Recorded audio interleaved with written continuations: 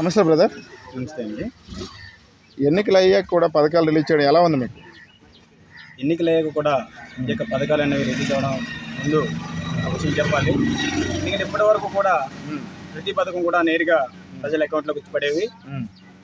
ఈ ఎన్నికల ప్రభావంతో ఈ 2 నెలలు కూడా చాలా మంది ఇబ్బంది పడ్డారు. దానికి గల కారణం ఏంటంటే నిమ్మగడ్డ రమేష్ గారు, అదేవిధంగా చంద్రబాబు నాయుడు గారు వల్లే ఈ యొక్క పథకాలు జనాలకి నేరుగా వెళ్ళకుండా అంటే హోల్డ్ అయిందండి. అందువల్ల వాలంటీర్ వ్యవస్థ వల్ల పక్కకి పిండిట్టి ఈ వల్ల మళ్ళీ వైసీపీకి ఈ యొక్క ప్రభుత్వం మళ్ళీ వచ్చేస్తున్న ఉద్దేశంతో వీళ్ళు చెప్పడం వల్ల ఈ యొక్క ప్రభుత్వం తీసుకున్న నిర్ణయం ప్రకారము ఈ యొక్క అవ్వాతాతలు వీళ్ళందరూ కూడా ఇలా బయటికి వెళ్ళి సచివాలయంకి వెళ్ళి ఇలా బ్యాంకులకి వెళ్ళి తీసుకోవడం జరుగుతుంది. అయినప్పటికీ కూడా ప్రజలు ఎప్పుడు కూడా ఇక వైసీపీకి తరపునే ఎక్కువ ఉండాలనే ఉద్దేశంతో ఉన్నారు. అలాగే మరి ఇక్కడ చూసుకుంటే గ్రామీణ ప్రాంతాల్లో పోలింగ్ ఎక్కువై జరిగింది కదా, ఏ పార్టీకి అనుకూలంగా ఉంది అనుకుంటున్నారు? వైసీపీకి మాత్రం 100% ఉందని నేను సగర్వంగా చెప్పగలనండి.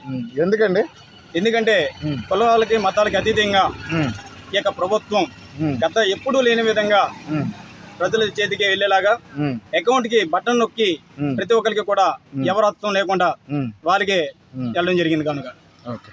అలాగే ఇక్కడ చూసుకుంటే జగన్ మళ్ళీ సీఎం అవుతాడని వైసీపీ వాళ్ళు, చంద్రబాబు సీఎం అవుతాడని టీడీపీ వాళ్ళు, ఎవరు సీఎం అవుతారు అనుకుంటున్నారు? 100% వైసీపీ మన జగన్మోహన్ రెడ్డి గారే గెలుస్తారని 175 కూడా వస్తుందని గట్టిగా బలంగా నమ్ముతున్నాం. అలాగే మరి చంద్రబాబు పాలన మంచి జరిగిందా, జగన్ పాలన మంచి జరిగిందా? చంద్రబాబు పాలనతో పోల్చుకుంటే 100% ఈ యొక్క వైసీపీ పాలనే బాగుందని సహకారంగా నేను చెప్పగలనండి. అయితే ఇక చాలా మంది అంటున్నారు, అలాగే జగన్మోహన్ రెడ్డి గారు చెప్తున్నారు, ప్రతి గ్రామానికి వచ్చి సచివాలయం, అలాగే విలేజ్ క్లినిక్లు, రైతు భరోసా కేంద్రాలు, పిహెచ్డీలు ఇలాంటివన్నీ ఏర్పాటు చేసామన్నారు. ఇవన్నీ నిజమే అంటారా? 100% నిజమే, అందరికీ కనిపించే విషయమే. ఎందుకంటే ఒకవేళ మన ఆరోగ్యం బాగోపోతే ఎక్కడో దూరంగా ఉన్న హాస్పిటల్కి వెళ్ళాల్సి వచ్చేది. ఇక్కడ సచివాలయం వచ్చిన తర్వాత మనకి విత్తనాలు అయితే అన్ని కూడా ప్రతి ఒక్కటి కూడా మన గ్రామంలోనే మన సచివాలయ వ్యవస్థలోనే దొరుకుతున్నాయి. కాబట్టి వాళ్ళు చెప్పేదంతా అబద్ధం జనాలందరికీ కనబడుతుంది. కాబట్టి మళ్ళీ వైసీపీ ప్రభుత్వం మళ్ళీ తిరిగి వస్తుందని గట్టిగా నమ్ముతున్నాం. అలాగే మరో 10 రోజుల్లో కౌంటింగ్ జరగనుంది. ప్రజల తీర్పు ఎలా ఉండబోతుంది అనుకుంటున్నారు?